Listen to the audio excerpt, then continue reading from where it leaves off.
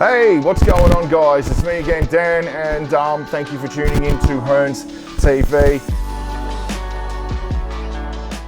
I'm going to take you through a unboxing video of a really cool model plane today, guys, as I usually do. And I would like for you to be upstanding, put your hands together. Ladies and gentlemen, hobby enthusiasts, pleased to be meeting the Tornado ECR model. Yes. Brought to you by the lovely people at ITALERI. Now, a little bit about the Tornado. It was a multi-role combat jet that was developed during the and operated during the Cold War era. Was developed by the UK, Italy, and Germany. First flew 1974, ended service in 1979. And it's also in service with the Saudi Arabian Air Force.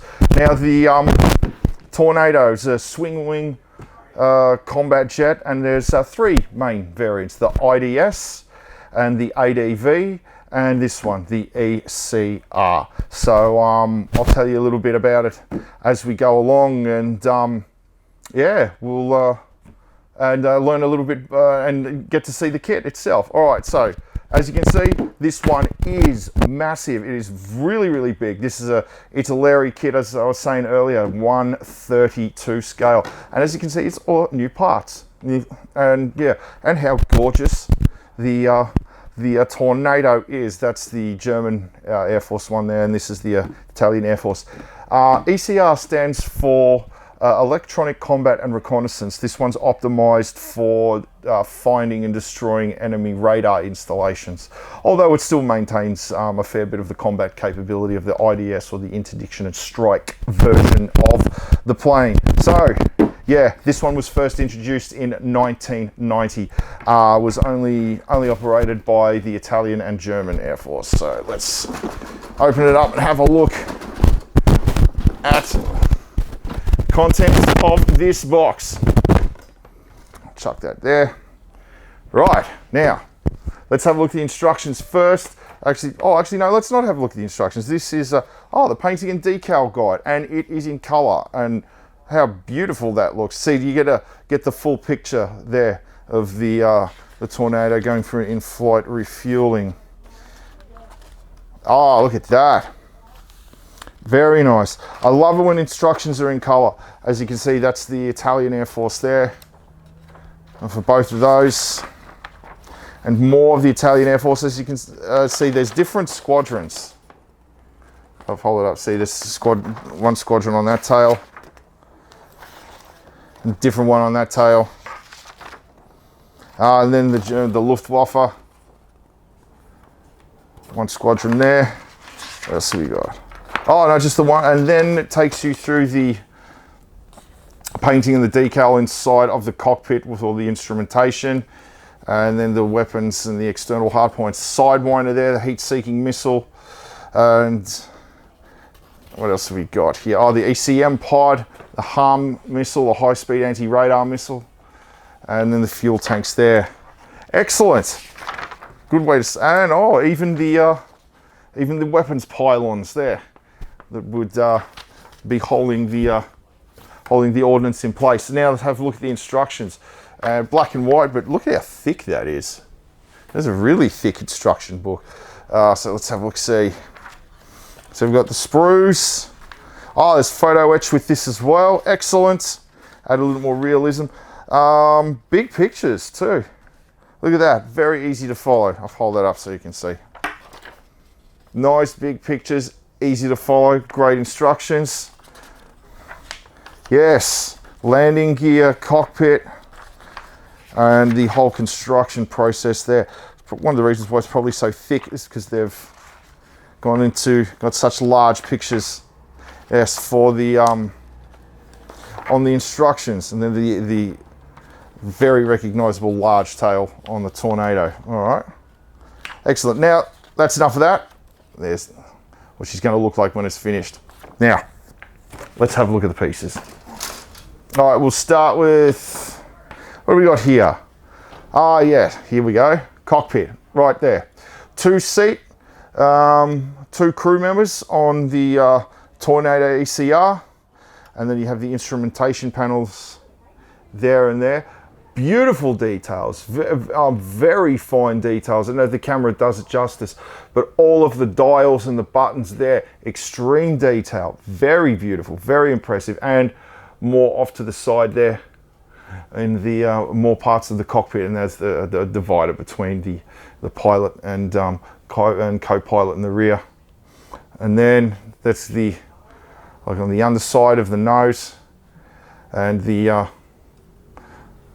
nose itself there. And this looks to be like the firing ports for the 27mm cannons. I thought they got removed for the ECR, but I could be wrong. And this looks, oh yes, the radar. Oh, look at that.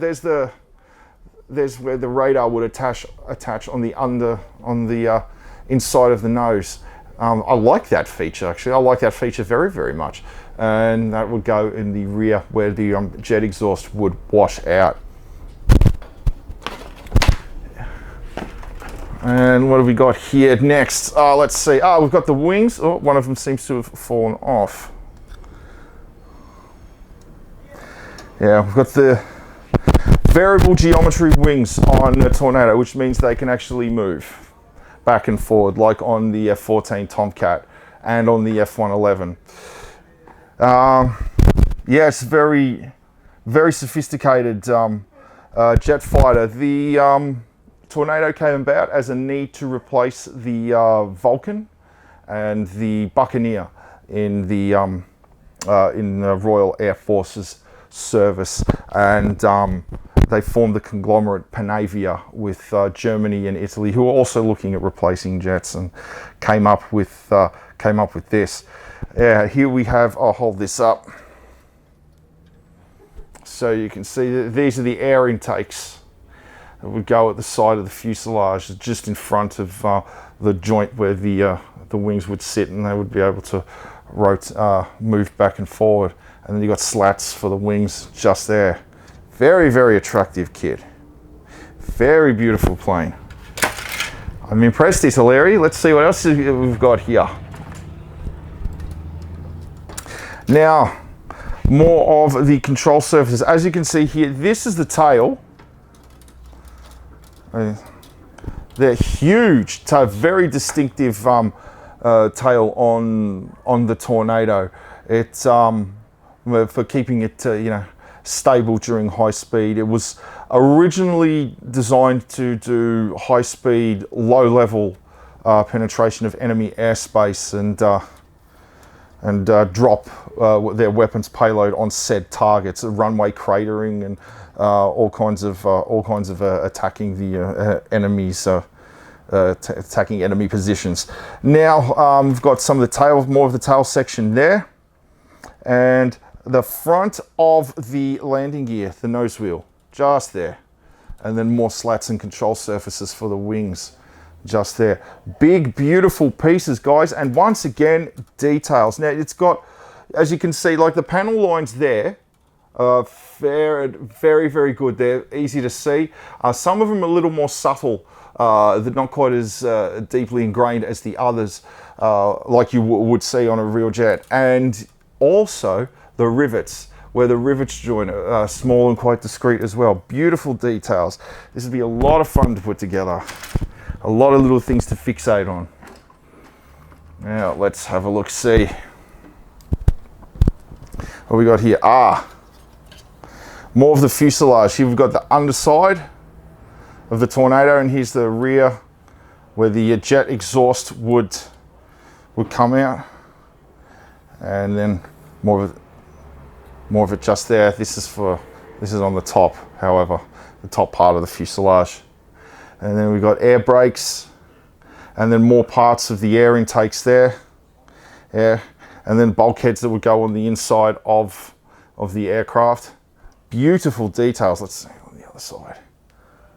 Oh yeah, on the doors that would open out. There's all of the fittings on the inside. Excellent, excellent. They've gone to great detail. When they said new parts on the front of the box, there were, yeah, it wasn't just a reboxing of an old kit. Very good. Now we've got the engines there, two pieces into the one engine, and then the air intakes there. Oh, sorry, not air intake, sorry, the turbine blades.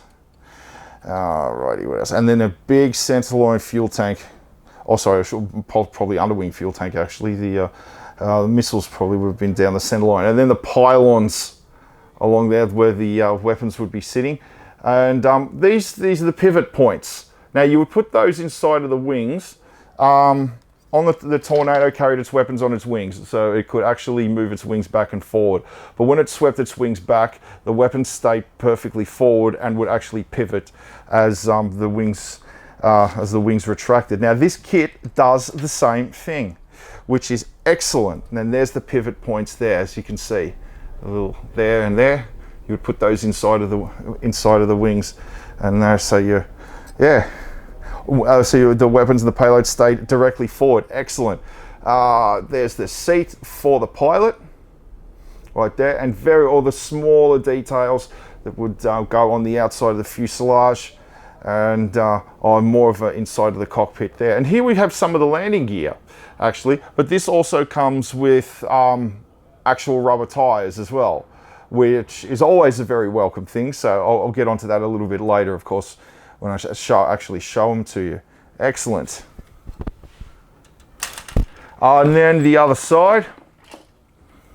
So it would be an underwing additional fuel tank.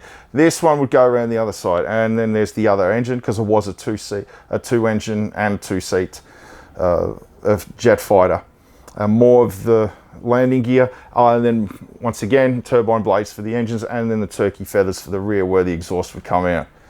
Wow, lots of pieces, big pieces. I like big beefy model planes. Excellent.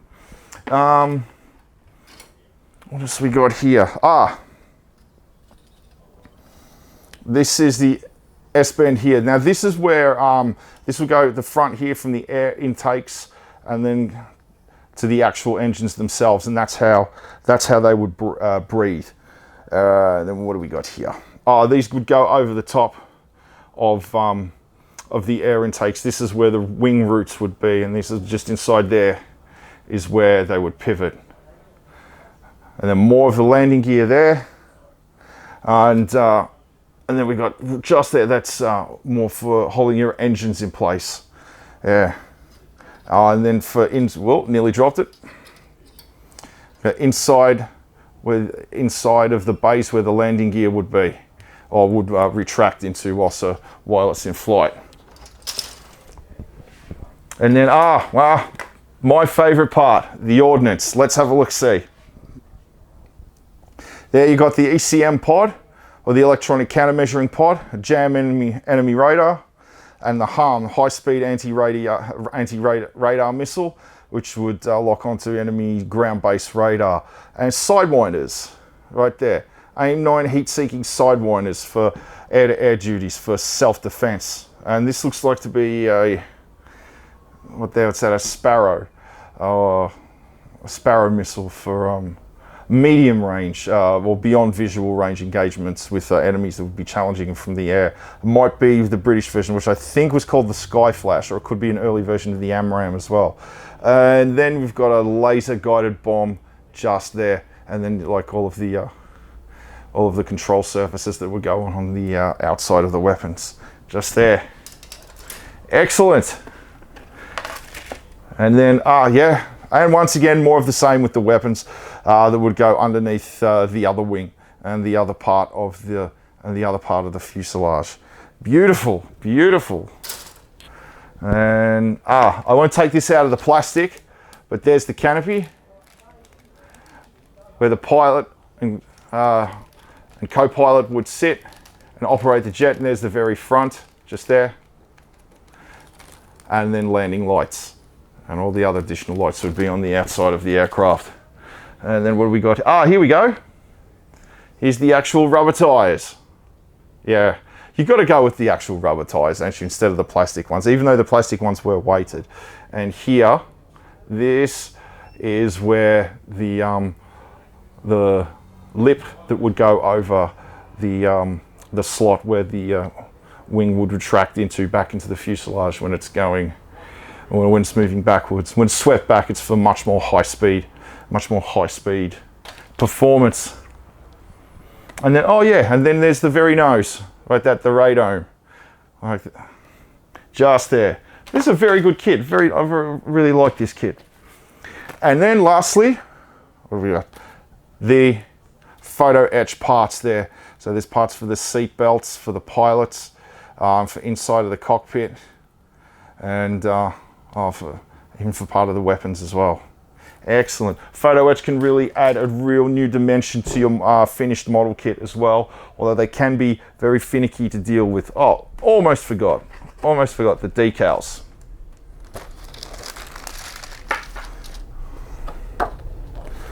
Yeah, it's got your squadron markings all up the top on that big fat tail, and then there's the Luftwaffe, more of the tail markings, and then all of the panel door markings and everything for your ground crew, and all the essential stuff that your Air Force comrades would need to know. What else we got here? See all the ports and panels and everything would be on the exterior of the aircraft. Extreme detail there, and this goes inside the cockpit there. Extreme detail. And then the Italian, so I've got this around the wrong way. There's the Italian Air Force markings, the roundels, and then tiger stripes there. That'd look really cool with tiger stripes actually on it, with the Tornado and the grey, all over grey with some of those markings on it. Yeah, cool. Well, I hope you liked that kit as much as I did. Very good. ITALERI, well done indeed. That is a very, very beautiful kit. That would be a lot of fun to put together. So yeah, just before I go, the Tornado was nearly 1,000 were made. Yeah, nearly 1,000 out of all of the variants were made. The Royal Air Force retired the last one in 2019, I believe, but a small number of them still serve with the German and the Italian Air Force, and a number of them still serve with the Saudi Arabian Air Force as well. And it has served with distinction in Iraq, Afghanistan, Syria, and Kosovo.